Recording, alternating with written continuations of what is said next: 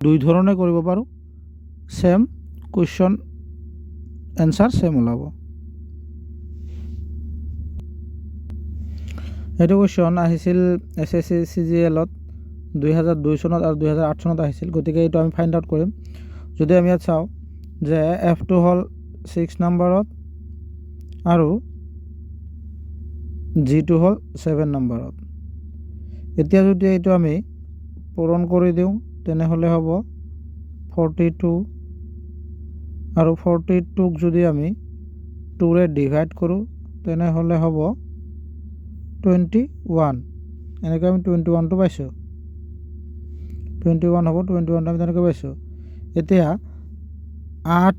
H2 আছে 8 নম্বৰত আৰু I2 আছে 9 নম্বৰত। 9 নম্বৰত এতিয়া 8 আৰু 9 পূৰণ কৰিলে কিমান হ'ব? 72।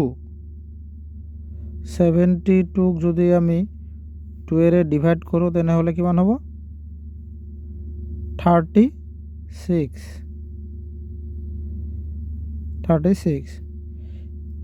গতিকে 36টো হ'ব ইয়াৰ শুদ্ধ আনচাৰ।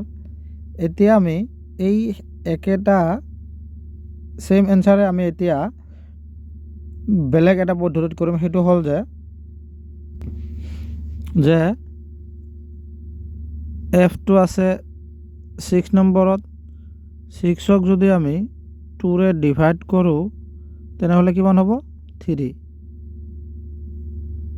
এতিয়া G2 আছে 7 নম্বৰত, এতিয়া 3 আৰু 7 ইনটু কৰিলে কিমান হ'ব?